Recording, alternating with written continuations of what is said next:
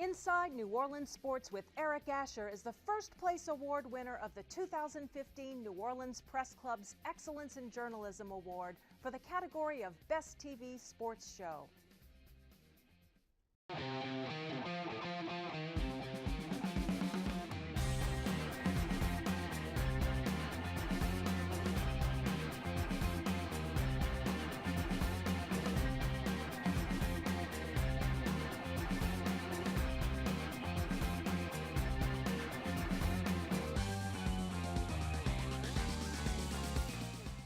Good evening, New Orleans, and Happy New Year, and welcome to Inside New Orleans Sports. I'm your host, Eric Asher. Over the next hour, going to talk a lot about the New Orleans Saints, the Sean Payton saga. We'll get all into it. Also, if we have time, we'll touch on the Pelicans, we'll touch on the Saints, on the Tigers, as well as Tulane Green Wave. One of my favorite guests on radio and TV. He's one of the few guests that I have each and every week on my radio show.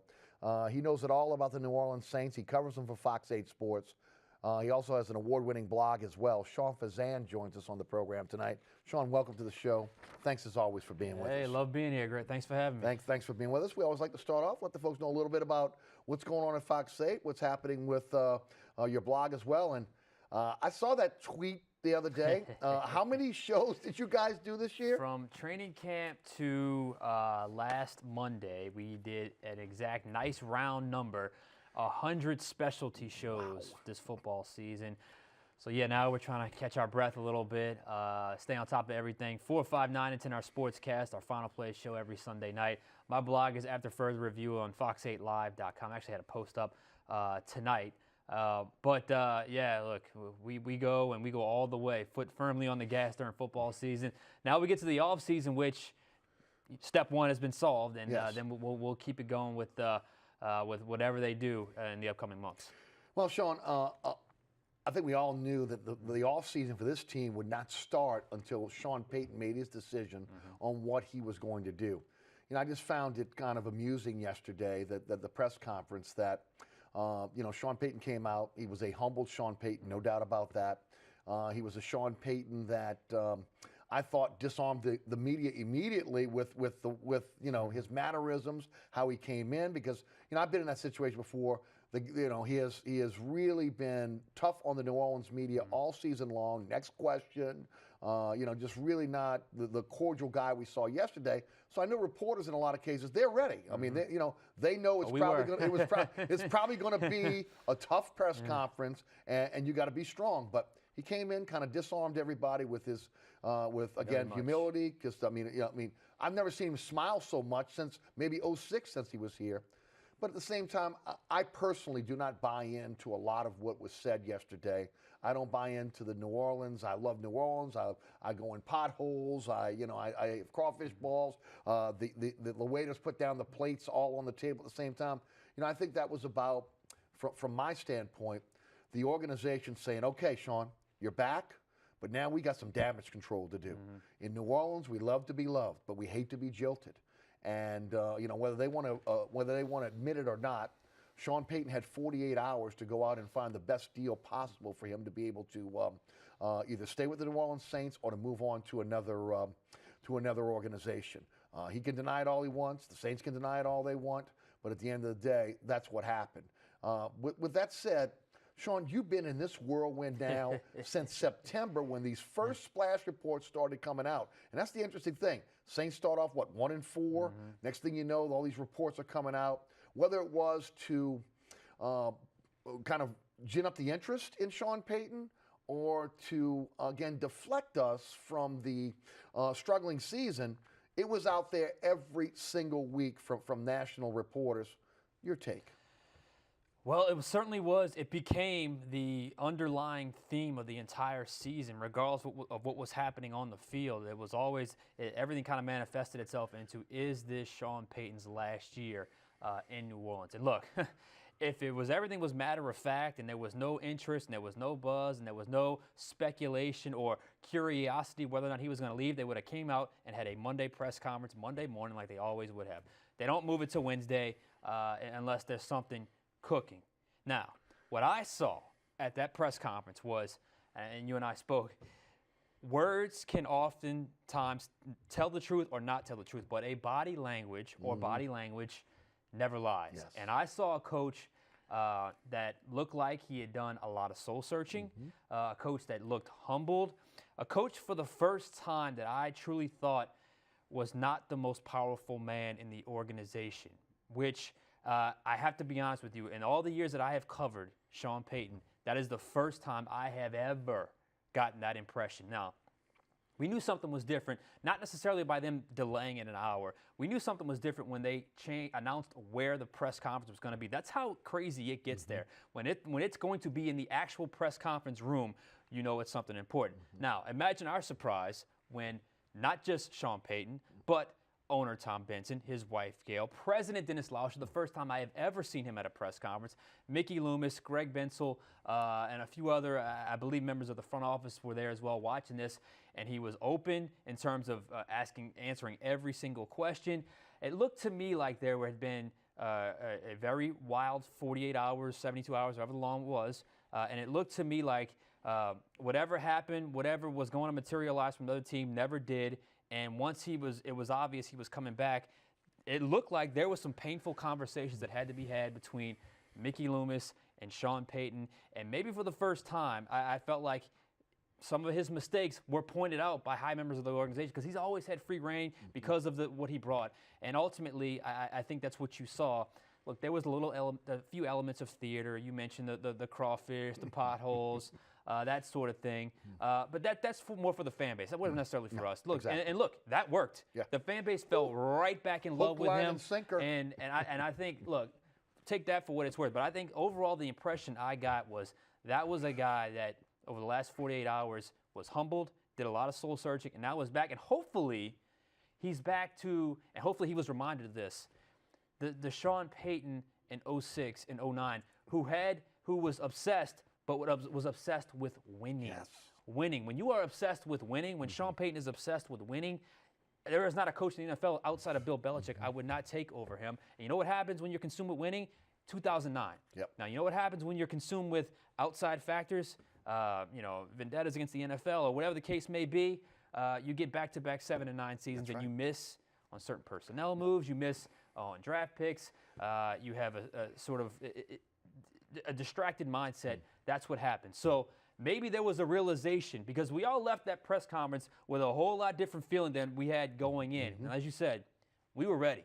We were ready for the next question. We were ready for the quick. There was nothing to see here. This is all whatever. But he really, and I think he realized that. He came out and it was totally different than we were expecting. Yeah. Look, I want to make it clear to the audience. I've done it on my radio show already. I want to make it clear to the audience that watches this show, and I'm sure you do as well.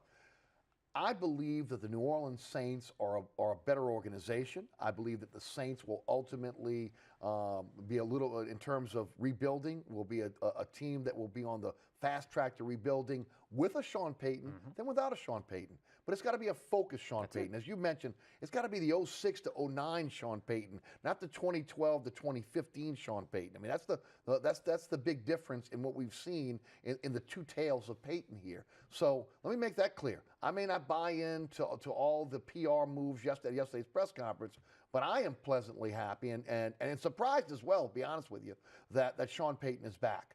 And also the difference in the organization, because I've talked about this on my radio show before, and Sean, you're close enough to this organization. You see it every day, and you know the history. Tom Benson is a guy that demands loyalty. Ask Randy Mueller, who flirted with the Atlanta Falcons, and he was an up-and-coming general manager, ultimately got fired and then blackballed within the NFL. You're asking us, Arnie Filco, and of course, him exposing Benson wanting to stay in San Antonio. Arnie Filco made him a billionaire, signing a deal with the state where millions of dollars were cut to the Saints in a check every single year. But again, he was summarily fired as well. A little bit different attitude, a little bit different feel now from that organization. With Sean Payton going out and shopping himself. Normally, Benson would be in a situation, well, you know what? You're not with me, you're against me. So a little bit different, and maybe once again because you look at the $17 million owed him, as well as the fact that he's won a Super Bowl. That still kind of resonates with this organization. I think they know a focused Sean Payton can bring this team back to the playoffs and make it a perennial winner. And how do you get him back to being focused? And I think you have to have real discussion because there's very real mistakes that have been made, and he is at the helm of that a lot of times. A lot of times it was his decisions, and I don't know that who knows what goes on behind closed doors, but I don't know that anyone has ever really been demanding of him or has really kind of pressed him on, look, these are the mistakes that are being made. This is what you specifically have to fix. And who knows if that is what even happened. I just know it surely felt that way at that press conference that maybe, I don't want to phrase this correctly, order was restored, if you will. That maybe there was a realization that when we had this engine moving and we win a Super Bowl, these were the things we were doing. We've gotten off track. Let's get back in line. And, for whatever reason why, it ultimately was why he's back, not the compensation wasn't right or what have you. Ultimately, you have a focused Sean Payton back, hopefully, and I think that's good things for this organization. I really do. I would definitely agree. And look, in New Orleans, as much as we love to be loved and we hate to be jilted, we do forgive and forget, i.e. Tom Benson. I mean, he goes 11-5 this season. That's all. This is all. It's immaterial. Look, and most of the fans are happy. Look, I'm happy he's back. No, I don't think anybody wanted Sean Payton to go. There is an unknown when you're going out if it's going to be a Doug Marrone, who it's going to be, who's going to be the coach. More than likely, it's going to be a Payton disciple because you want to keep the offense intact. You don't. Especially with Breeze. Again, at least talking about extending his contract. We'll get into that in a moment. But it is an interesting situation right now over at Airline Drive because of this. But look, let's be clear here. These splash reports started in September. These reporters are at the top of the pinnacle of their profession. They are paid, because they have inroads to not just the NFL, but to agents, scouts, coaches, etc. These guys are just not throwing things out there. Now, it's always a very fluid situation in sports. What they may report on Monday may not be true on Wednesday. But they're not going to go out and just throw things out there. And Payton addressed it a little bit yesterday when he said, I've only got one person in my camp, Don Yee. But you know what? It only takes one person. There's a reason why these splash reports were out there. And whether you like it or not, and whether you believe it or not, he was out there looking for another opportunity. Do you concur? Look, if there was for 48 hours, there was a definite feeling within that organization that another team may want Sean Payton, and we may have to be prepared to lose him. Now, was that Sean Payton actively going out and seeking? Who knows? Was it other teams calling the Saints? Who knows? But I think that if that wasn't the case, have your interview or press conference on Monday, and it's all over. Yes. And look, and there was, we discussed this in the Fox 8 Sports office. That 48 hours felt like 48 days. It was eerily silent.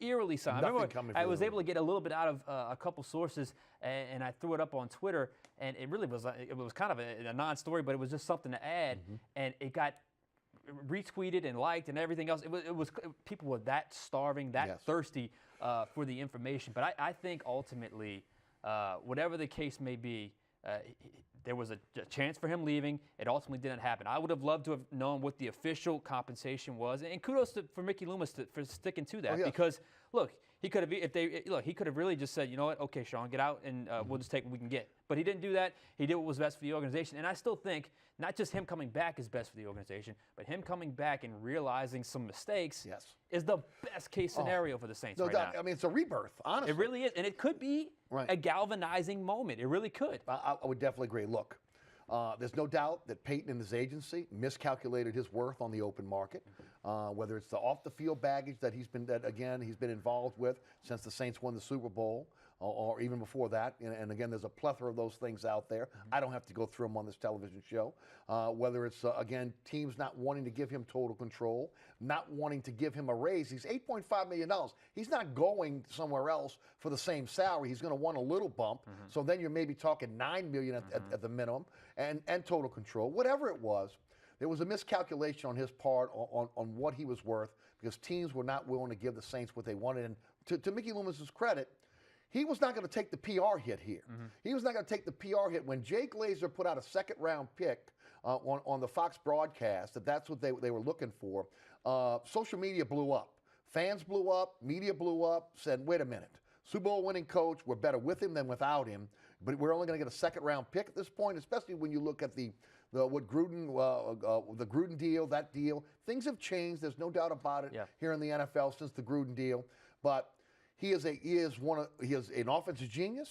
As a head coach, he can be a great head coach when he's motivated and focused.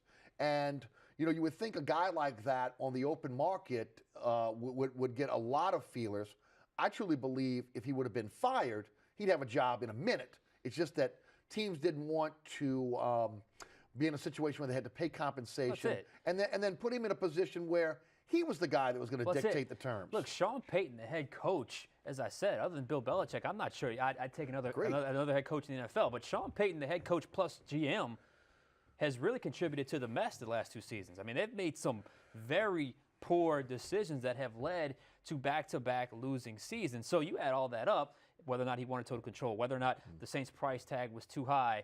Yeah, I can understand an organization being a little leery of that. And Peyton's best play or best move was to come back to the organization where, look, there was some optimistic things that we saw this year. There was some signs of growth. Absolutely. And if you get it right with a couple of draft picks and efficient free agent moves, I should say, next year, maybe you are battling back at least at a winning season and maybe battling for a playoff spot. So I think you add all those things up. That's why he's here. But there was a different. If that were indeed the case, he'd have come out, been matter of fact about everything, and then left. But he came out with this open heart, this emptying his emotion. Absolutely. That leads me to believe. And again, I kind of observed the body language, and it's that, and everyone standing on the side, and we were all hanging on every. It was an hour press conference that never dragged on at all. Not at all. That leads me to believe that it was more than just he returned. He returned, and there was some conversations about this is where we have to get real about, and this is where you have to get real about. I want to touch on the splash reports for a moment, then I want to move into what may be happening in the future. Sean, the organization would lead us to believe that everything that was been said September is nonsense. It's made up by national reporters. Are you buying it? I don't buy that, okay? As I mentioned, these guys are at the top of their game. Do you buy that? That it's made up? That these are made up? Absolutely not. I mean, again, if it's made up stuff, then be your normal Monday press conference. You're a coach with 2 years left on your contract. You go to the season's over. Do your end of season press conference and move on. But no. Then the organization was silent for 48 hours in a very active time in terms of season ending, players coming and going, schedules to be cut out, that sort of thing. So no, I don't think this whole. Now I think there were certain elements that were reported at times that didn't necessarily seem like the truth. I remember there was a report about letting him walk for nothing. That was never going to happen. So there were certain elements that weren't completely true, but the gist, as I said, the theme of Sean Payton possibly coaching his final season in New Orleans was always accurate. I think that's very accurate. Yeah, no, I would agree. They've not said anything, and I don't believe they will say anything. Do you think there'll be a change in the organizational structure? You think maybe Jeff Ireland maybe has more of a say now in personnel, that it's not going to be Sean Payton at the end of the day that's going to make every single call there, that there's going to have to be maybe I guess a team that comes together and kind of figures out this is the direction we're going to go? Or do you think that even with everything that's happened, that Sean Payton still has the power that he's had before, and everything, all the buck stops with Sean Payton on all personnel decisions? No, I'm sure there'll be input, and I'm sure there'll be. I could see them maybe, redelegating duties, if you will, and maybe not even make an announcement about it, and just having it be, this is what we're doing now. I could certainly see, especially when it comes to draft day, because this was a pretty good draft, and Jeff Ireland did a pretty good job in terms of locating talent. You can see the difference in this draft. You really can, and not just the draft, but the approach to the draft. They mentioned several times in that post-draft press conference last year that it's Sean and Mickey's kind of nature to jump and go get a player, and it was Ireland that kind of pulled them back a little bit. I specifically asked about Jeff Ireland in those press conferences. So I could certainly assume, I can certainly see him stepping up in terms of personnel and maybe calming Sean Payton's impulses down a little bit when it comes to free agent, because I just have this feeling, I always have, he falls in love with certain players, and he does, and it's one of those, do whatever we got to do to get him. And I think that hurts you sometimes. And then Loomis has to do whatever he has to do exactly. to get him. And maybe that's where it stops. Right. Is because in certain years it's okay, let's do it. Maybe now it's we're not going to be able to get him. Or let's sit down and now we'll discuss. Exactly. Instead of I want this and we're going to go in that direction. Exactly. And I want to mention something about Loomis as well. Loomis has taken a lot of hits over the last few months. He really has, for the draft. Yeah. A lot of hits for personnel. Loomis is the cap guy. There's no doubt that maybe he has some influence in some way or the other, but the personnel decisions, whether they are home runs or whether they're strikeouts, they land in Sean Payton's lap. I mean, if you would expound on that for the audience. Look, he's the guy that makes the numbers work. He didn't come up the scouting ranks. He didn't. He's not a Jeff Ireland who cut his teeth as a scout. And he's the guy that we discussed this all season where it's blaming the wrong guy. He's literally the guy making the numbers work. It's Sean Payton that was the guy that wanted these certain players, and he's gotten taken a lot of heat from the Saints fan base. But I actually think he's made numbers work in certain positions that you never would have thought he could, a la Jairus Byrd, but you thought that move would have manifested itself. It's not necessarily him signing to that deal. It's Sean Payton wanting him in the first place. So I think his position, his title is misleading at times. And I think ultimately he's a guy that's there to make the salary cap work. Now, I would like to see him delegate some of those duties, because between that and what he's doing with the Pelicans, I just think he's got too much on his plate. Right. And, of course, there was a splash report that said he was going to have his duties changed. I'll use the quote, overarching, macro level, less emphasis on the Saints, more emphasis on the Pelicans.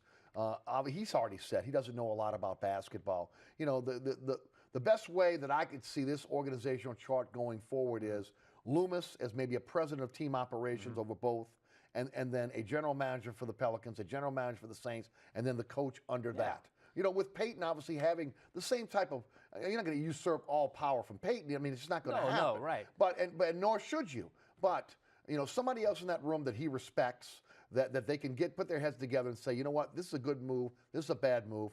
The the Pelican situation is a whole different story that we'll get in. But it'll be interesting to see what happens there. But I'm with you, Sean. I think any changes in the organizational chart they're not coming out and they're not telling the media anything. That'll be internal. Yeah, and as you broke down that chart, it kind of that thought popped in my head. You have Mickey Loomis at the top of both the Saints and the Pelicans. You have Dell Demps. The equivalent of Dell Demps for the Saints is Mickey Loomis. Right. So there's a lot of hats there he's wearing. So I could certainly see him delegating some of those duties. I think he does a lot of that in terms of the scouting aspect already, but maybe in terms of salary cap, someone else can handle that, or he doesn't have to necessarily be as day-to-day with that kind of stuff. With that said, hey, look, everyone is excited, or at least most people are excited here in the city, and really across the Gulf Coast, because this is the Gulf Coast team. I mean, that's the way the NFL looks at the New Orleans Saints. It's how the NBA looks at the New Orleans Pelicans. They look at them as the Gulf Coast team. But there's some real problems right now. I mean, when you look at the salary cap, even with a situation where Drew Brees renegotiates his deal, makes it more cap friendly, the Saints have a lot of work to do right now. Yeah, and that was one thing we were talking today that I picked up on several times, subtle hints that Payton had dropped when he was asked football questions. Sounds to me like they're not going to be in the business of picking up a lot of dead money this offseason, which is something they've been okay with doing in years past. So there was a list of about 7 or 8 guys that could be potential casualties, and I had them cutting maybe 5 of those guys. I could see them dropping that back to maybe even 3 or 4 and just living with what you have. If you restructure Drew Brees, extend Drew Brees, you could probably create 5 to 7 in that neighborhood, depending on how many years in cap space, or you get that back. They're a little bit over right now with a few of their futures contract. Cam Jordan's contract is structured in a way to get restructured. You can maybe extend a Max Unger. With a few releases, you could probably create in the neighborhood of $12 to $15 million to spend in, and you got to have a little bit of cap room for your draft class. So back to my original point, you have to go into this offseason not shooting for Jairus Byrd, but for Keenan Lewis and Ben Watson, those type of players. You got to be bargain shoppers. You have to be efficient. And you just have to take it, and you got to resist the urge and just go with it like that. Well, which also means you have to hit in the draft. That's it. I mean, that's the bottom line. The draft is going to have to be a draft that mimicked what happened in 2006. And remember, in 2006, they ended up with some pretty darn good players. 15 was more of a cornerstone draft. I don't know if we're going to see any all-pros out of 15. Exactly. Okay? But you're going to see some solid players like the Fajitas and the Shanleys that you brought in 06 that really made this roster. I don't know how many Jari Evans you see in this particular draft like you did in 06. But they're going to need some Jari Evans types in this upcoming draft. here in New Orleans, the Marcus Colston types that again will be some of the best in the league at their position. They need that coming up in this particular draft. And what's so good about that 06 draft, and is they were so good so early. And they contributed right away, and it was so needed. And that was a big reason why they were so successful. I don't know that I don't think you have franchise greats like Colston, instant impact guys like Reggie Bush or Jari Evans and Zach Strief, who became a dependable starter, even Ninkovich, who's now with New England, Roman Harper. But I think you have some solid contributors in that draft. I don't know that there's an all-pro.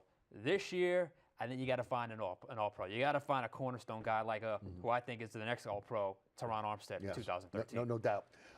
Then you have to start taking a hard look at some of the guys on the team, some of the longtime players. Now, what they did last year was they tried to unload some of those players, a la Ben Grubbs, and try to get draft picks for them, tried to accumulate as many picks.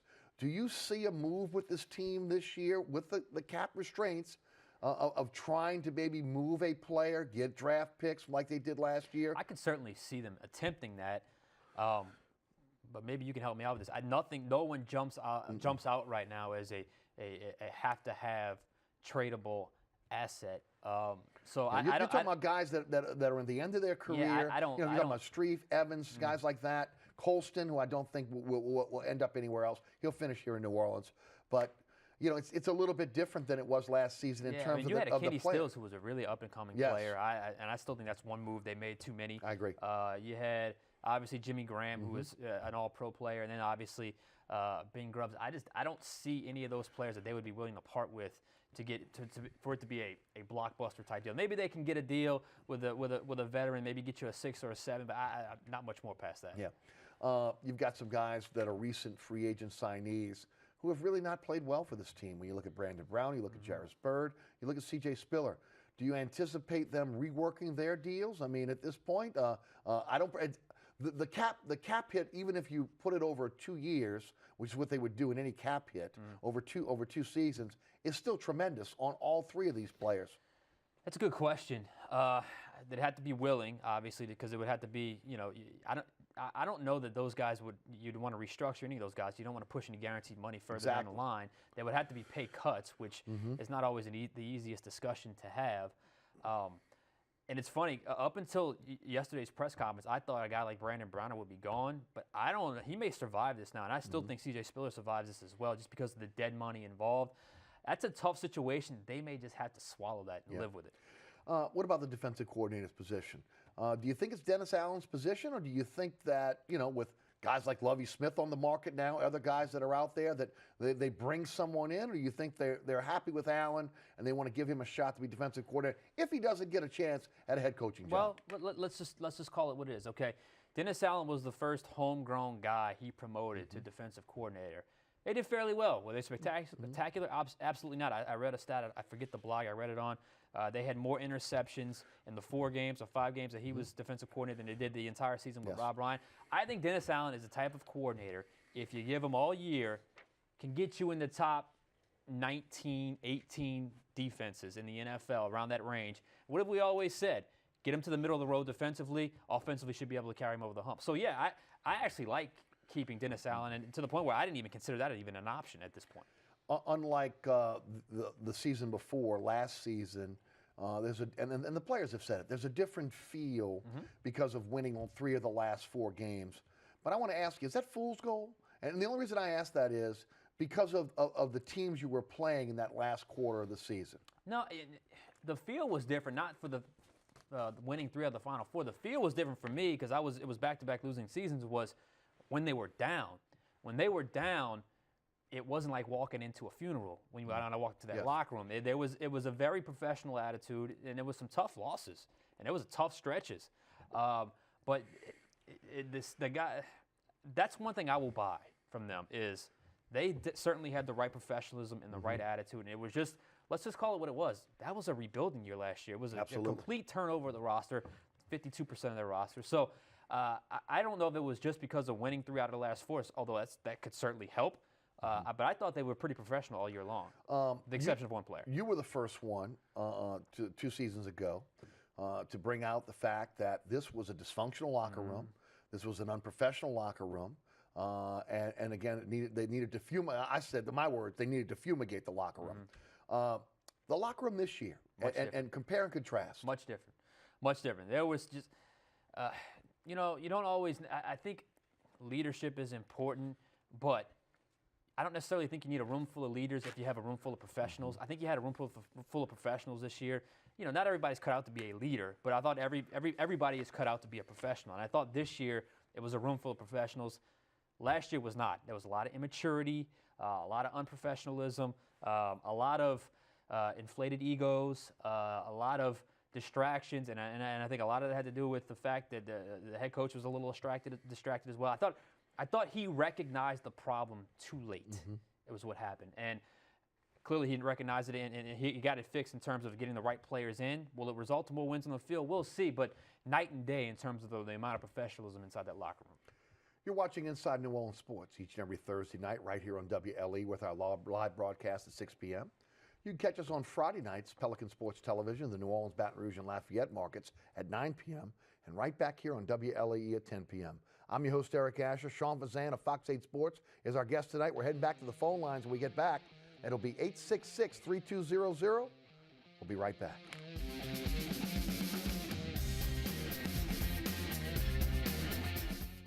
Inside New Orleans Sports with Eric Asher is underwritten by...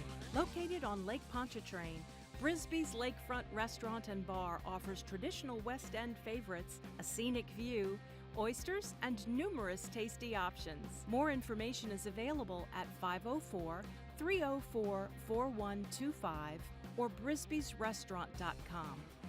Mr. Ed's Oyster Bar and Fish House has been shucking here since 1979. Located at 3117 21st Street in Metairie, Mr. Ed's Oyster Bar and Fish House offers raw, fried, and grilled oysters as well as a range of Cajun and Creole dishes. Enjoy a dozen with a smile. My life is full of statistics. Thing is, I could have dropped out of school and become one myself, but I didn't because I had people that believed in me. Here's another statistic. 7,000 students drop out every school day. That's one every 26 seconds. It's time that students know that we believe in them. Inspire a student and share your message of support at boostup.org. Welcome back to Inside New Orleans Sports. I'm your host, Eric Asher. Sean Fazende of Fox 8 Sports is our guest tonight. 866-3200. Phone lines are open if you'd like to join us on the program. And let's head to the phone lines. Let's go to Homa and Greg. Greg, welcome to Inside New Orleans Sports. Hey, Greg. Yeah, I got two opinions, and I just want to hear you guys' thoughts on it. What about trading Mark Ingram, since Hightower's pretty good? And then do you see any surprise veterans being cut this offseason? I hang up and listen. Thank you, sir. Well, the problem with cutting or trading is the cap hit. Yeah, I think Mark Ingram's pretty safe. I think he's kind of their guy. And Tim Hightower had a great finish, but you just never know how he's going to bounce back. He hadn't played in a while. Surprise veterans. I don't know if this would be a surprise, but I think they would gain more cap space than not. Is Donnell Ellerbe. I know he played well in the games he played, but that was the problem. He didn't play. Right. And I think you can probably get a legitimate weak side linebacker in the draft. So Donnell Ellerbe would be number one. I don't even know that you would call that a surprise, though. Larry, welcome to Inside New Orleans Sports. Hey, Larry. Hey, Eric. Thanks Larry, for how are you? Happy New Year, buddy. Happy New Year to you, my man. Sean, great job on Fox 8, man. You do it. Thank you. I appreciate it. Thank you. What I wanted to say is when the Saints played the Atlanta Falcons, Sean Payton come out that tunnel with his team. That was a totally different man. He looked like the Super Bowl coach back in the Super Bowl days. He had that gleam in his eye. And when they kicked that field goal to win the game, when he threw that headset down and jumped up, I knew right then and there, our coach ain't going nowhere.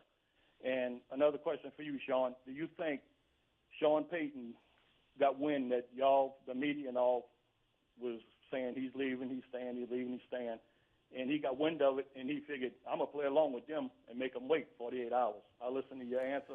Great job, both of y'all, Eric. I love your show. Thank you, Larry. Appreciate it.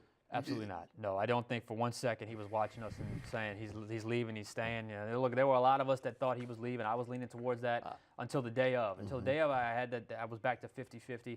I don't think that played in his decision at all as far as waiting. This was not a ploy to get any extension. Extension may or may not come. Who knows? I don't know that was the best thing in the world, but there was very, very real interest in terms of other opportunities from either the club or Peyton's camp, and that's what happened. Yeah, and look, I've been on record since early in the mid-season saying I didn't think he was going to return, and it wasn't until I spoke to a source the night before the press conference, and I was told he was going to stay. That at that point, I was the realization he's staying. With that said, again, I think all of us. Are happy that Sean Payton's staying and hope that we can see that Sean Payton from 06 to 09. I think that's the key. To Kerry and Harvey. Hey, Kerry, welcome to Inside New Orleans Sports. Hey, Eric, how y'all doing? Kerry, how you doing? Thanks for calling. Okay. I got what y'all think about Travis Cadet being a third down back for a long-term solution, for a cheaper price, in your opinion? Yes. Thank you for the phone call. You know what really struck me about Cadet was, and I don't know if it was because he was in the New England system for a little while, but he seemed to come back a more polished player. Yeah, you're right. He really did. And he had the opportunity to be the C.J. Spiller last year, and I thought he completely dropped the ball. Yes. Went away, was cut a few times. It was almost like, I'm getting a chance to go back home. Oh, my goodness, and I'm going to make the best of it. I mean, he was on point. He was everywhere. He was explosive. He was fast. Yes.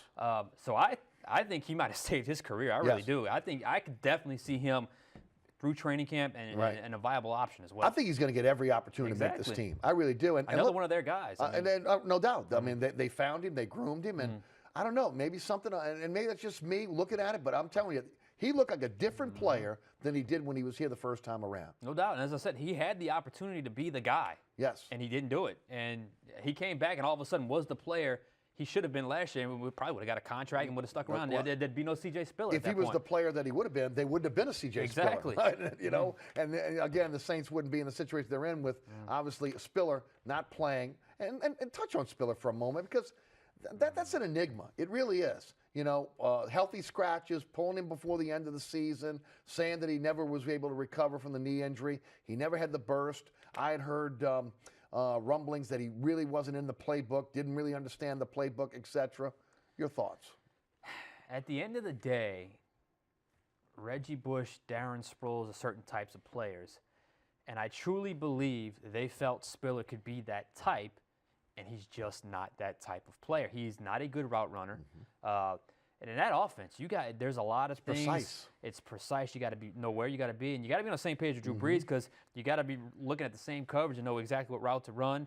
And it could be an issue with playbook. I don't think he was as injured as they made it out to be. I do think there was some nagging injuries, like every NFL running back has. And I see him as a fast guy.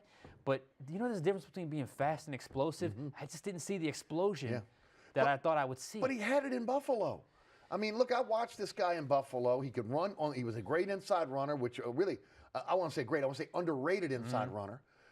Catching the ball, we saw an inkling of that against Dallas, what he could do, but it just never seemed to click for him, and I guess he's going to get one more opportunity, because now I think he's going to have Trevor Harris-Cadet kind of breathing down his neck here. Yeah, and look, I think that's, when you have a year like that and you're brought in with that kind of money, that's exactly what awaits for you in year number 2. Yep, no doubt. To Metairie and Keith. Keith, welcome to Inside New Orleans Sports. Hey, Keith. Hey, how y'all doing? I was just curious about, have y'all addressed any kind of problems between Loomis and Sean Payton that might have caused Payton to think about leaving the team? And if Benson has been so tied up with his legal issues, if he had to come in and straighten it out between the two. Thank you for the call. It was reported by Jay Glazer, that there was a little bit of a riff. If Glazer's reporting it, pretty much it's probably gospel, Now, you were in the press conference. Sean kind of talked about the fact that, maybe there was a little bit of a headbutting there, but it looks like it's been resolved. Yeah. Put it this way. They were at dinner last night at Mr. John's, okay, both of them. Desi Vega posted it on Facebook, the owner of Mr. John's Steakhouse, one of their favorite steakhouses, with their spouses. So, maybe all is forgiven. I don't know that it ever got to the point of rift.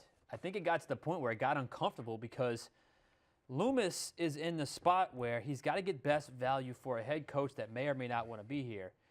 Peyton may or may not want to go to another team, but he realizes if he goes to another team and that former team wants too much money, he's hurting him. It got uncomfortable because finally they were not working together on the same issue. They were working on two separate issues, and it's an uncomfortable spot to be in. So I think that's what I said when I talked about this soul searching and everything else. I think that conversation that was probably been looming for a long time finally happened, and it gets uncomfortable at times. I don't know that it ever got to the point of a rift. But I don't know that Loomis is like that, and I think Peyton truly does appreciate how well his working relationship has been with Mickey Loomis. Right. What about the Tom Benson situation? I think a lot of us want to believe that Tom Benson is there every day, and he's as much into the inner workings of the Saints on a daily basis. But come on, there's the lawsuit that's going on. There's his health that's failing. There's his age. There's a lot of factors right there right now, and I think that most people that look at this and observe it believe that he has kind of maybe taken a step back. And Dennis Lauscher, Loomis, Bensel, and some of the other guys that are up top have kind of taken the baton there. Yeah, that's a tough one because I was told he was actually at the facility Monday till about 5:30 or 6 o'clock. So he is an 88-year-old man. Yes. So I think he's there. I don't know. There's probably some delegation in terms of day-to-day duties that he has delegated given the situation that he's in. That's a tough one because I think as we saw him there. Oh no, he was there, and he tried, and I believe he was at most of the Saints games this year. So whether or not he's his hands on it, that's a tough one. But I don't know how much that weighed into Sean Payton's decision, and obviously it couldn't have weighed much in terms of the potential legal battles because he's back. Yes. To Slidell and Carl. Carl, welcome to Inside New Orleans Sports. Hey, Carl. How you doing, Eric? I enjoy your show. I enjoyed it last week. You started out 2016 with a bang, and you keep on rolling. Thank you, my man. I'm so happy this happened to Peyton. It couldn't happen to a better guy because Peyton got fat. I mean, you have an owner who's not hands-on. The wife's running the team. The grandchildren or his family is out. And you had Sean Payton doing what he wanted to do, getting fat. And this needed to happen.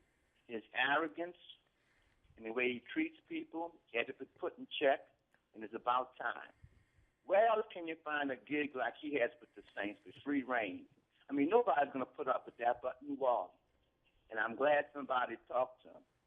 On the personnel decisions, guys, I'm glad you guys mentioned early in the show, I was putting the blame on Loomis and Peyton, but you guys say Peyton was making the groceries. Man, that's a revelation. I mean, the personnel decisions.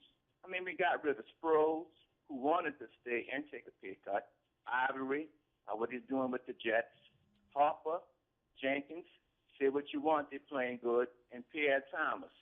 And we pick up Bird, Browner, Spiller, Bust.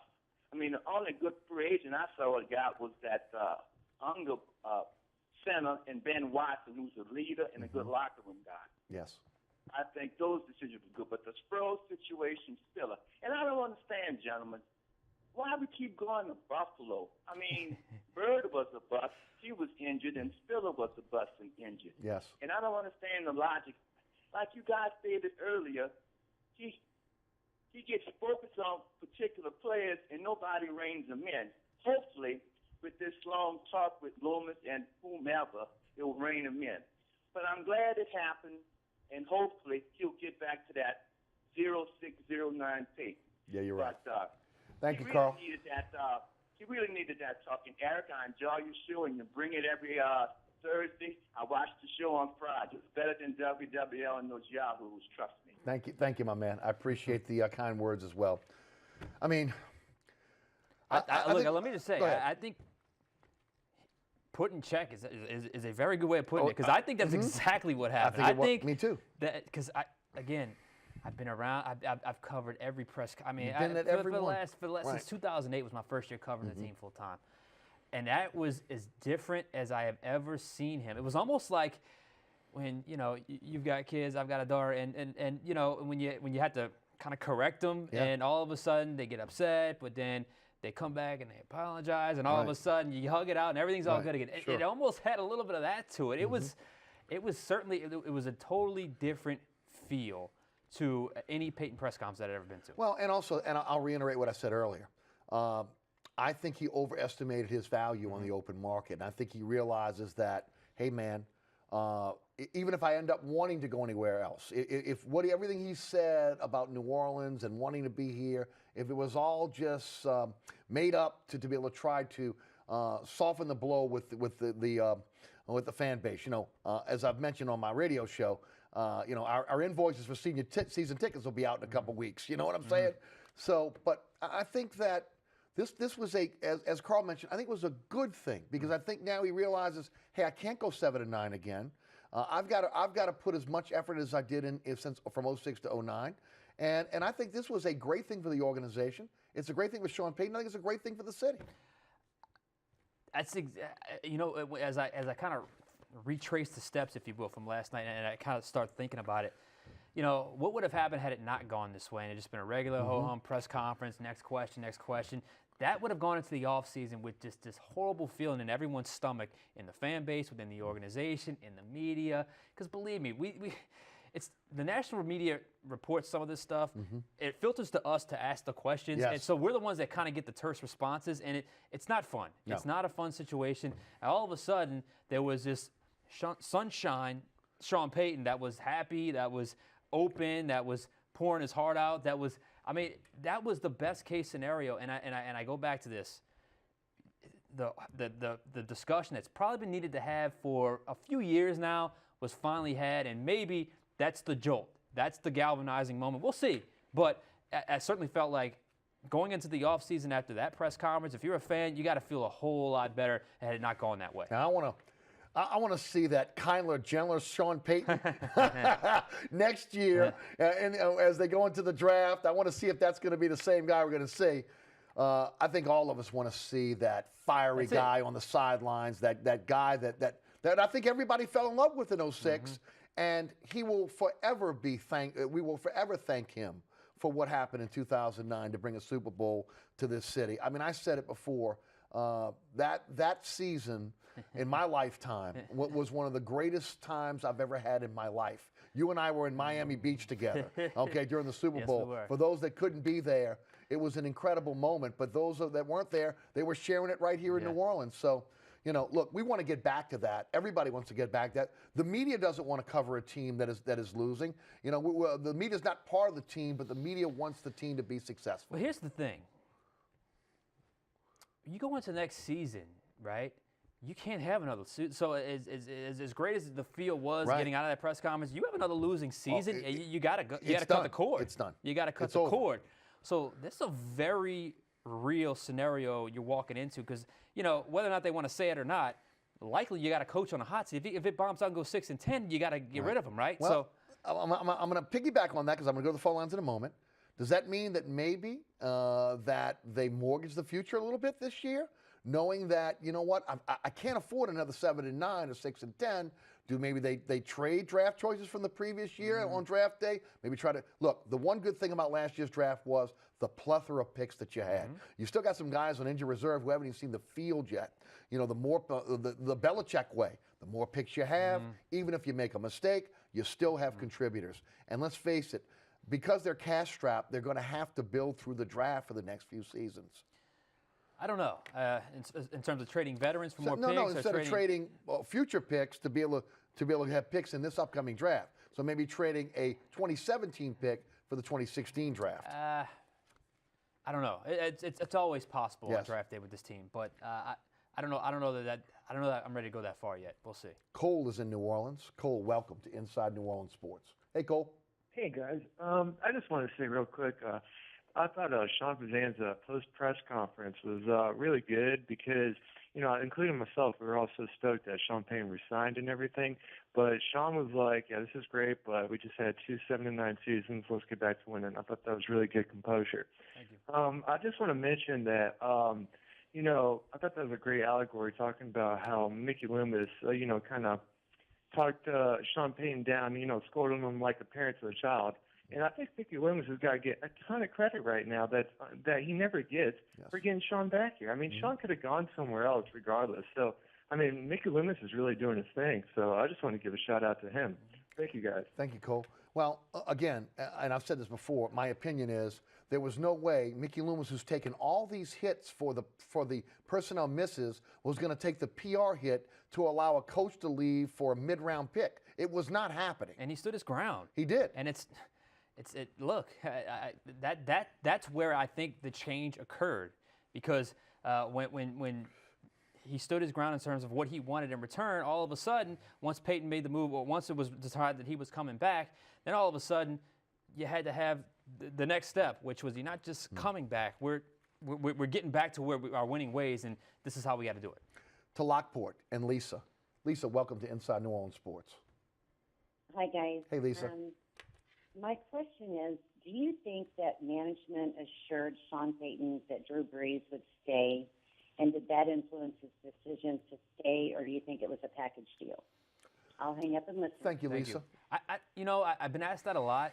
I think they're better together than apart. I don't necessarily think they're a package deal. I think there was a very real possibility at some point those two guys were going to get separated.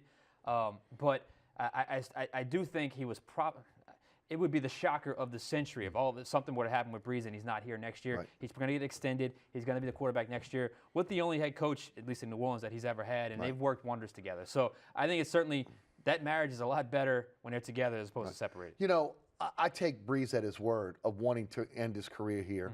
And, I think for him, especially him, when you look at just a few years left in his career and wanting to win another Super Bowl, wanting to be a winner, that tells you a little something about the character of Drew Brees. Now, look, he's going to get paid, okay? But, there's no doubt about that. But I think that means, and look, it means a lot to the fan base as well, to have these two guys back together. And, look, I think it's the best scenario we could have found, is those two guys coming back together, because, let's face it, the offense is not the problem.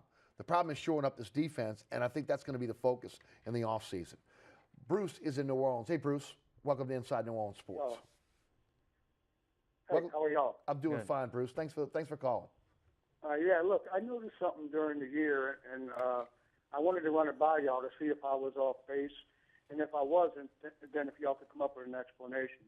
In the first part of the season, it seemed like when Mark Ingram was the bell cow, and we ran the ball on first down, we got a lot of negative yardage, even though he had a terrific season and proved to be a lot more versatile catching the football, and I know he runs hard.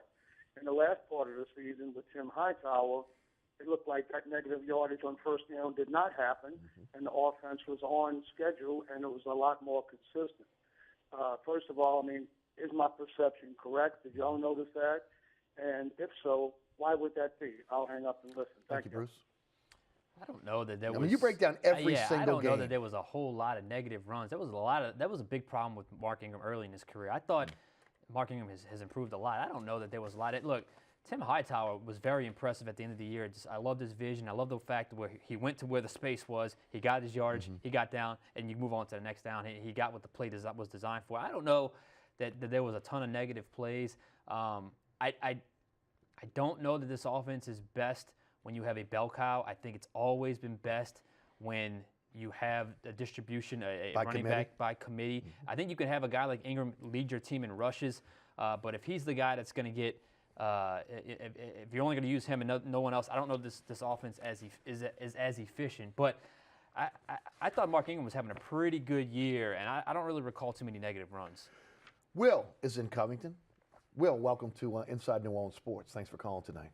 Yeah, how you doing? Hey, Will. I have a question concerning the three running backs while you're on the subject.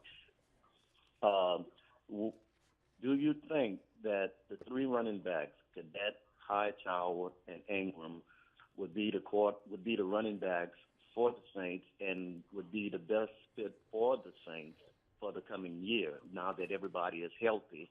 and would that have any effect on the salary cap, for as them being there? Thank you for the phone call. Everybody's forgetting about Kyrie Robinson. Kyrie Robinson is a restricted free Right. agent. We'll see. And look, he did not mention C.J. Spiller. I think Right. C.J. Spiller is at least financially coming back. Now, Right. maybe they can work out a deal with something. Who knows? But there's a lot of running backs that played pretty well towards the end of that season, with the exception of C.J. Spiller. And as you mentioned, Kyrie Robinson. So there's going to be some tough cuts in that running back room, as there always is. Right, and the good thing about Cadet and Hightower, of course, Hightower's a vested veteran. They're not making a lot of money. Right. They're not going to give you a lot of money against the cap. Where again, C.J. Spiller, Mark Ingram, obviously those guys are costing you a lot of money. Ed is in Kenner. Hey Ed, welcome to Inside New Orleans Sports. Well, hi there. Hey, Ed. You were Sean was talking earlier about problems in the locker room, and I'm not in the official sports loop, even though I am an alumni of your station. But the situation in the locker room, you're saying 2 years ago was pretty bad. I was wondering, because people were pretty shocked about Jimmy Graham leaving, is it possible he was one of the problems in the locker room? I've heard a couple of things, but is that a possibility, Sean? I don't know that he was necessarily a locker room cancer. I think his beef, there was tension between he and the front office based on what had happened the year prior. I mean, look, they paid Junior Galette way too early, and they made Drew Brees and Jimmy Graham wait to the absolute last second to get the deal that they rightfully earned. So I think that was a little bit of tension between head coach, front office, and Jimmy Graham. Remember, not just head coach and front office, but head coach, GM that had to testify against their star player that they wanted to sign 10 days later. So I think that's where the tension lied with Jimmy Graham. And Ed, thank you for the phone call. By the way, great voice. What a great voice that guy's got, huh? Yes. Sean, needs going into the draft. I think two impact players in their front seven, a pass rusher and a weak side linebacker. A wide receiver. Now, it's not just a wide receiver. It's a prototype you're looking for. You have your 5'10", Brandon Cooks guy that can get down the field. You have another 5'10" guy in Willie Snead that can move the sticks. You have a big guy in Coleman, maybe even Colston, that can run the seam route. You need a guy somewhere in the middle, a mid-sized, a 6'2", 6'3" type guy. I love Laquan Treadwell, but I don't know if he's going to be there. But so those are my top three needs in terms of the Saints right now. Dave Aranda, the defensive coordinator for LSU, your thoughts? Good hire. Upcoming up-and-coming coordinator. Gets to work with some athletes now at LSU. So I think that's not just a good hire. I think that's a home run for LSU. Yeah, so do I. I mean, he hit it out the park on that one. Finally, Tanner Lee transferring from Tulane. Not surprised, and I wonder if there was a conversation between he and new Tulane head coach Willie Fritz. And I think ultimately he's a guy. If he lands in the right system somewhere, he's going to flourish those final 2 years. He can really spin the football. I think he battled injuries with a tough offensive line last year that weren't nearly as good. So I think Tanner Lee, if he goes to the right spot, can flourish. And next week we'll try to get into some Pelicans talk if they're talk worthy. Thanks so much for being with us, Sean Fazende, Fox 8 Sports. Thanks so much for tuning in. Remember, there is a rebroadcast of this program each and every Friday night right here on WLAE-TV at 10 p.m. and also on Pelican Sports Television in the New Orleans, Baton Rouge, and Lafayette markets at 9 p.m. You can catch me on the radio, 990 a.m. WGSO, 11 a.m. until 1 p.m. weekdays. You can also catch me on the TuneIn Radio app, as well as at ericasher.com, where you can download my podcast, and you can check out all the previous episodes of Inside New Orleans Sports. Again, special thanks to Sean Fazende. Also to the great staff here at WLAE, our great production staff, including Ron Yeager, Jim Dotson, Kenny Juno, Philip Williamson, Naila Jones, and my director extraordinaire, William Hill. New Orleans, thanks so much for watching. For Sean Fazende, I'm Eric Asher. We'll see you next week right here on Inside New Orleans Sports. Good evening.